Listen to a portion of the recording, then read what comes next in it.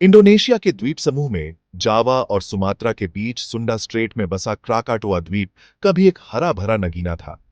घने जंगलों से ढका, यह शांति से सोया हुआ था, दुनिया से अनजान। लेकिन इसकी सतह के नीचे एक आग का दरिया बह रहा था। सदियों से क्राकाटोआ एक खामोश दानव था। स्थानीय निवासियों द्वारा इसके ज्वालामुखी स्वभाव को भुला दिया गया था। उन्हें क्या पता था कि यह शांत स्वर्ग जल्द ही अकल्पनीय प्रलय लाएगा। एक और नई वीडियो में आपका स्वागत है। 20 मई 1883 को क्राकाटुआ एक दहाड़ के साथ जाग उठा। ज्वालामुखी फटने से धरती कांप उठी। राख और प्यूमिस ऊंचे आकाश में उड़ने लगे। शुरुआती विस्फोट एक भयानक तमाशा थे, लेकिन यह आने वाली तबाही की सिर्फ एक झलक थी। अगले 3 महीनों में विस्फोटों की तीव्रता बढ़ती गई, जिसका समापन 26 और 27 अगस्त को कई बड़े विस्फोटों में हुआ। आखिरी धमाका, जो हजारों मील दूर तक सुनाई दिया, रिकॉर्ड किए गए इतिहास में सबसे तेज आवाज थी। तत्काल तबाही अकल्पनीय थी। क्राकाटोआ द्वीप का नामो निशान मिट गया। इसके टूटे हुए अवशेष समुद्र में समा गए।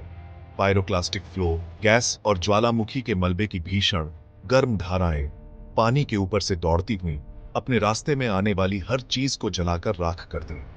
आसपास के द्वीप तबाह हो गए, भीषण गर्मी से नंगे हो गए और ज्वालामुखी के मलबे के ढेर तले दब गए।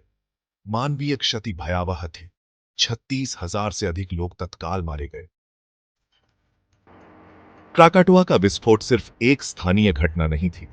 इसने दुनिया भर में शाब्दिक और लाक्षणिक रूप से सदमे की लहरें भेजी। अंतिम विस्फोट से निकली दबाव की लहर ने दुनिया के 7 चक्कर लगाए, जो हजारों मील दूर बैरोग्राफ पर दर्ज की गई।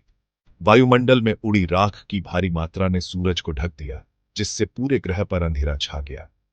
ज्वालामुखी की धूल से रंगे सूर्यास्त चमकीले नारंगी और लाल रंग में अद्भुत रंगों से जगमगाते थे।